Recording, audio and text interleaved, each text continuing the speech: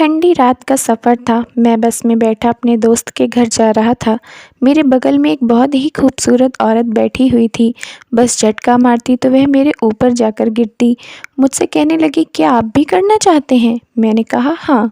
बस की पिछली सीट पर बैठकर हम दोनों चादर ओढ़कर पूरे सफ़र का आनंद लिया। और जब वह औरत बस से उतरने लगी तो मुझे अपने घर ले गई। वहाँ जाकर तो उसने मेरी चीखें निकाल दी। बात उन दिनों की है जब मेरी पत्नी से अनबन चल रही थी, तो हमारे बीच शायद 20 से 25 दिनों से कोई बातचीत नहीं हुई थी। मुझे अपने रिश्तेदार के यहाँ मुंबई जाना पड़ा। मैं सरकारी बस में जाने का फ़ैसला किया।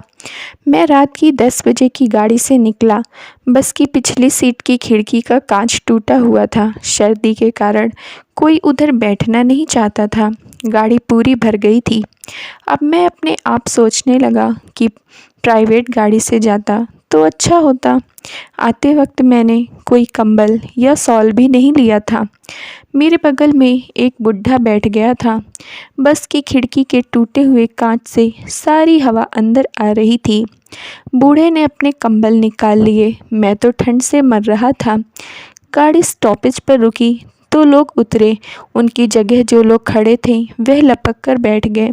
मैं फिर अपनी जगह फंस गया। मेरे बाजू वाले बूढ़े भी आगे चले गए थे। बस फिर चलने लगी।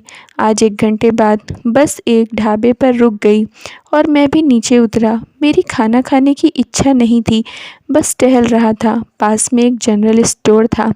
वहाँ पर मेरी नज़र सिगरेट पर पड़ी। उसे देखकर मेरे मन में हलचल होने लगी और मैंने 2-3 पैकेट खरीदी।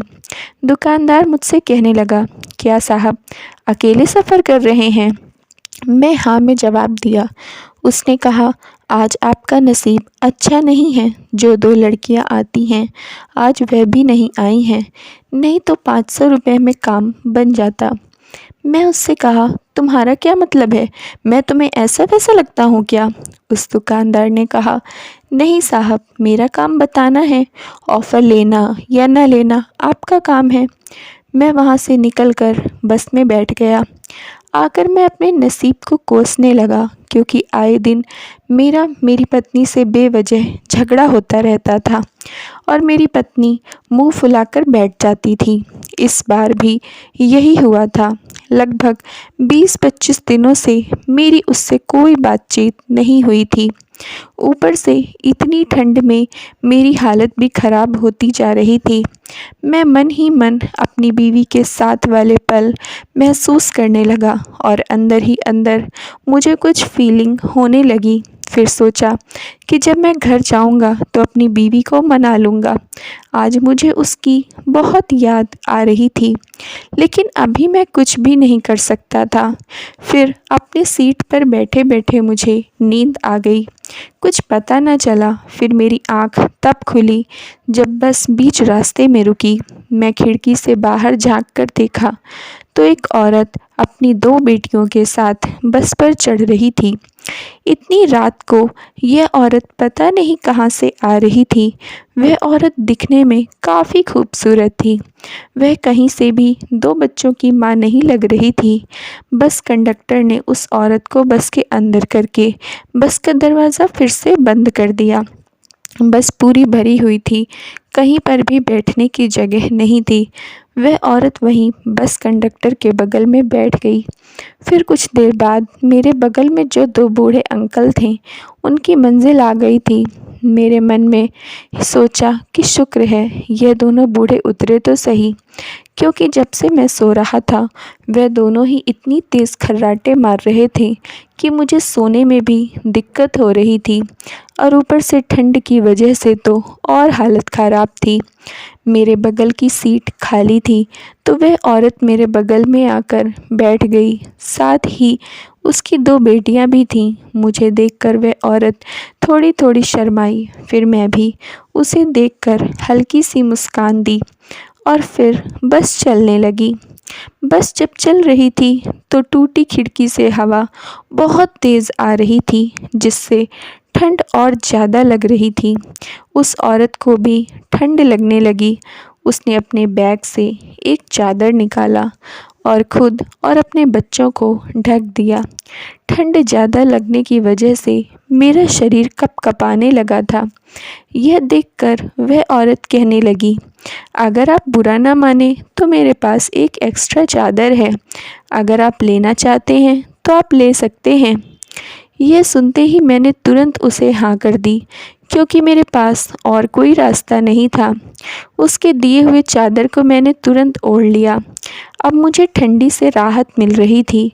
फिर धीरे धीरे मेरी और उस औरत की बातें होने लगी। बातों ही बातों में उसने बताया कि वह अपने घर जा रही है। उसका पति इस दुनिया में नहीं है, वह बिल्कुल अकेली है और वह एक फैक्ट्री में काम करती है। इसी वजह से उसे रात को आते हुए देर हो जाती है। मैं सूरत की मासूमियत देखकर उस पर फ़िदा हो चुका था। वह दिखने में काफ़ी खूबसूरत थी। उसकी सुंदरता से कोई भी उसकी तरफ मोहित हो सकता था। बस बहुत तेज़ी से चल रही थी और जब बस अचानक ही रुकी तो वह औरत मेरे सीने से आ लगी। मेरे इतने करीब आते हुए देखा तो वह थोड़ी शर्मा गई थी। मैं भी अंदर ही अंदर बहुत शर्मा रहा था। मेरा दिल अब अंदर ही अंदर मचलने लगा था। एक तो 20 से 25 दिन हो गए थे मेरी बीवी से बात किए हुए, लेकिन मैं खुद पर बहुत काबू किया हुआ था। वह औरत फिर अपनी जगह पर जाकर अच्छे से बैठ गई। फिर जब बस चलने लगी तो धीरे धीरे वह औरत मेरे करीब होने लगी। उसकी दोनों बेटियां और पूरे बस के लोग सो रहे थे। हमारी सीट सबसे लास्ट में थी, तो इस वजह से कोई भी हम लोगों की तरफ बिल्कुल भी ध्यान नहीं दे पा रहा था। मैंने अपनी चादर ली और फिर सोने का नाटक करने लगा। धीरे धीरे जैसे बस चल रही थी, हम लोग एक दूसरे के शरीर के साथ टकरा रहे थे। खुश तो मैं इस वजह से हो गया कि जब मेरा हाथ उसके हाथ से टकराता तो वह मुझे बिल्कुल भी कुछ ना कहती, बल्कि और शर्माने लगती। अब मैं उसकी तरफ से इशारा समझ गया था। हम दोनों ने बस का सफ़र कुछ यूं ही किया। अब मेरे अंदर भी एक हलचल सी होने लगी थी। मैं अब और खुद को रोक नहीं पा रहा था। अब मैं चादर से उसका हाथ पकड़ लिया।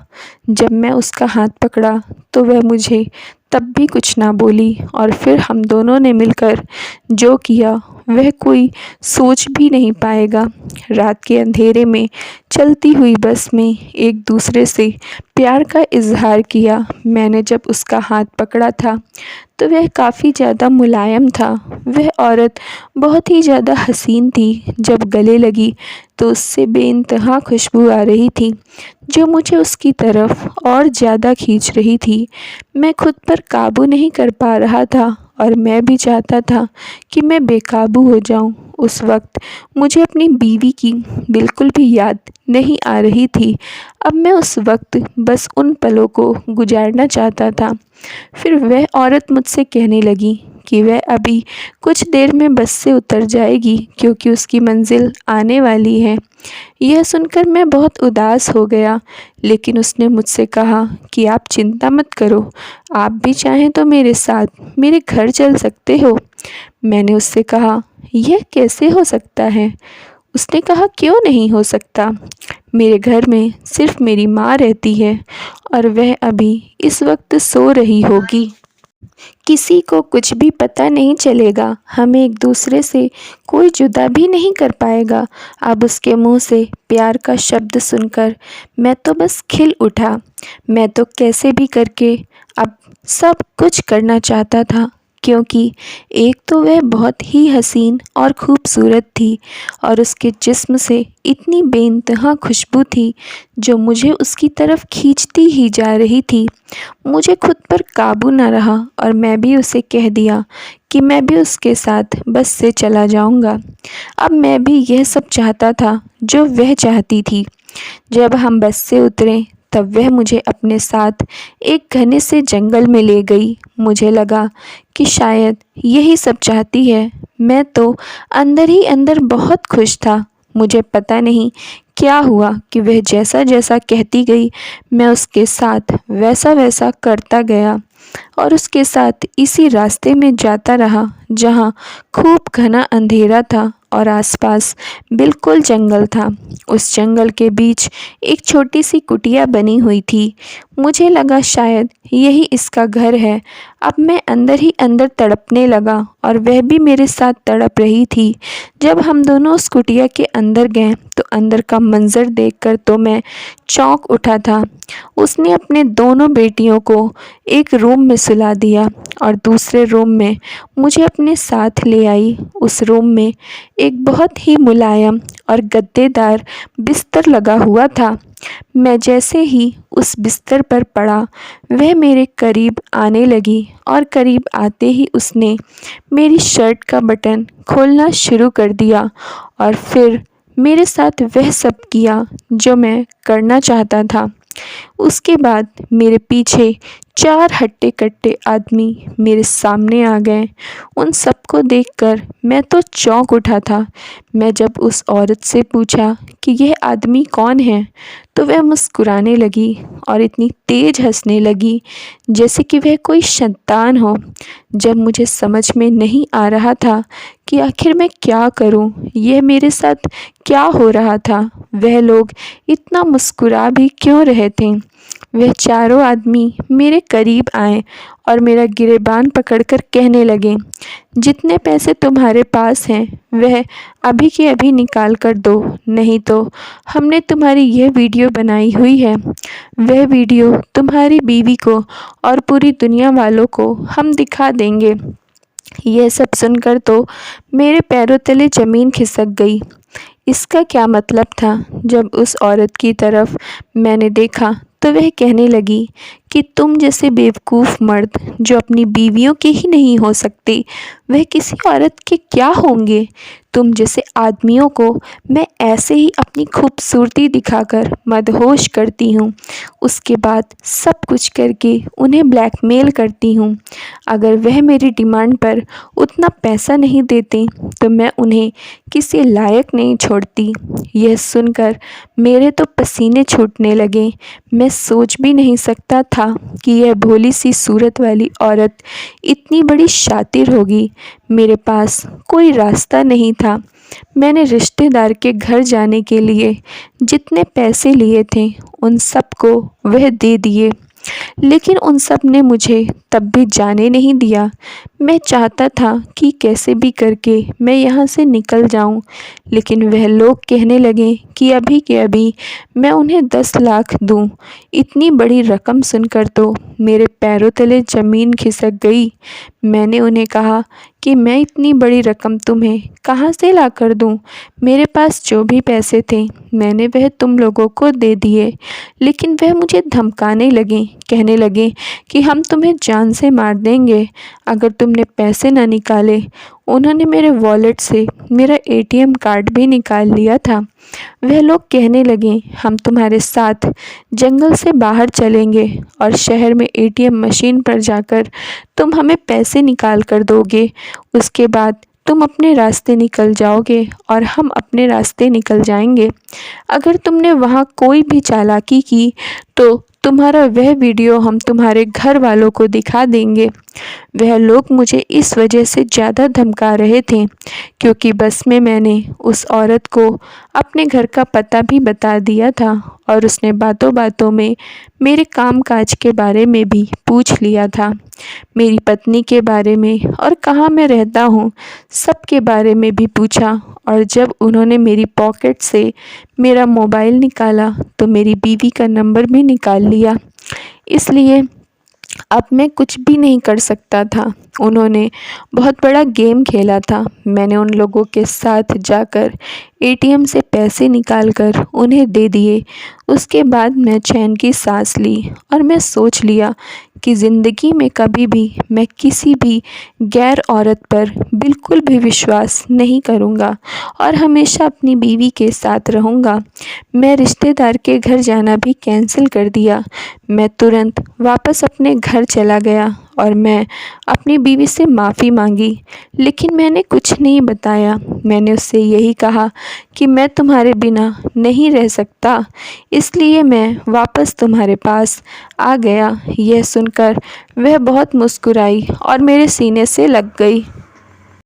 उम्मीद करती हूँ दोस्तों आप लोगों को स्टोरी पसंद आई होगी, तो प्लीज़ जल्दी से लाइक कर दीजिए और चैनल पर नए हैं तो सब्सक्राइब कर लीजिए।